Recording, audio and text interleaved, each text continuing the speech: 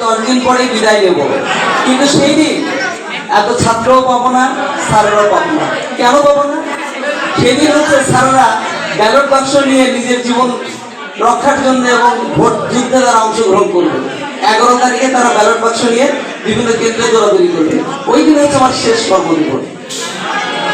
অতএব ওই দিন আমি পাবো না এতগুলো সুন্দর ফুল, এতগুলো সহকর্মী, হয়তো আমার পরে পেতে পারি। এখন তোমাদের কাছে প্রশ্ন, সাবজেক্ট সহ একটা বাংলাদেশের একজন মানুষ সর্বোচ্চ কত বছর চাকরি করতে পারেন? সরকারি চাকরি কে বলতে পারবে? তার জন্য একটা গিফট থাকবে। সর্বোচ্চ 18 বছর থেকে শুরু, 59 বছর শেষ হয়। কত বছর? সময় শেষ, পারলে না, 40 বছর। আমি যে মনে করেছিলাম স্যাররা উত্তর দিলেন, কিন্তু আমি গত পরশুদিন ফেসবুক থেকে এটা কালেকশন করেছি। ফেসবুক দেখলেও সেখান থেকে কিন্তু অনেক কিছু পাওয়া যায়।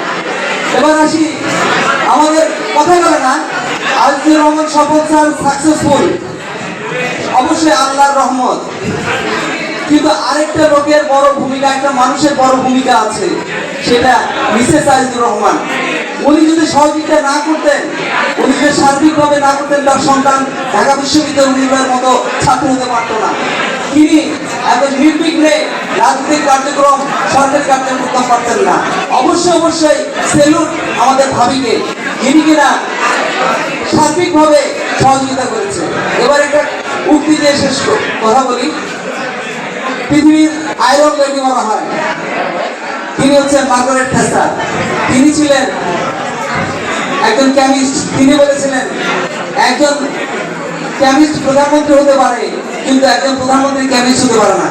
কিন্তু তার জীবনের বড় ব্যর্থতা ছিল একটা, তিনি ভালো রান্না করতে পারতেন না। কিন্তু মিসেস আজিজুর রহমান খুব সুন্দর রান্না করতে পারেন, এবং তার পিঠা খেয়ে আমি আবার চেয়ে নিয়েছিলাম যে আমি কালকে সকালবেলা বেশি করে খাবো। বাধ্য হয়েছে নির্লজ্জের মতো যে এত সুস্বাদু পিঠা ছাড়বো না আমি। এবং একটা অধিকার, তিনি যে কলেজের ছাত্রী ছিলেন সেই কলেজে আমি শিক্ষক ছিলাম, এই জন্য একটু আলাদা তার প্রতি সব কর্নার ছিল যে আমি বাকি পিঠাগুলো নিয়ে এসে পরদিন মজা করে খেলাম। আমাদের আজিজুর রহমান স্বপন স্যার খুব ভালো হচ্ছিলেন, অনেক বক্তব্য শুনলাম, কিন্তু তার ভালো হওয়ার পিছনে বড় ভূমিকা ছিল আমাদের মিসেস আজিজুর রহমানের। আমি একটু রাষ্ট্রীয় প্রোগ্রামে আসতে চাচ্ছি যে আমরা শোক 3 দিন ব্যাপী শোক চলতেছে। প্রথম একটা আয়রন লেডি বললাম, বাংলাদেশের একজন আয়রন লেডি, প্রয়াত 3 বারের সফল প্রধানমন্ত্রী বেগম খালেদা জিয়া। তার জন্য আমরা সবাই 1 মিনিট নীরবতা পালন করব। আমি অনুরোধ করব সবাইকে যে 1 মিনিটের জন্য আমরা দাঁড়িয়ে শোক প্রকাশ করব। এই 1 মিনিট গণনার জন্য আমি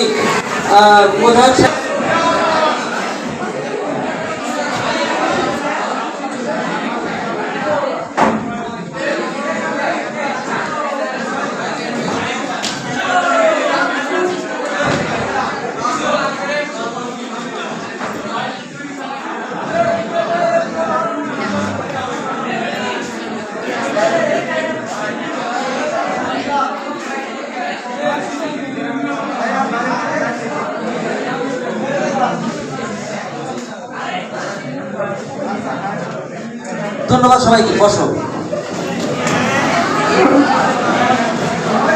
বাংলাদেশের সফল এটা কে শুরু করেছিল? বেগম খালেদা জিয়া 1991 সালে তিনি প্রথম। এবং এই প্রজেক্টে তৎকালীন শিক্ষা সচিব গাইবান্ধা সরকারি মহিলা কলেজ থেকে শুরু করেছিলেন লাইভ প্রোগ্রামে। সেটা আমি এই প্রোগ্রামে অংশগ্রহণ করি।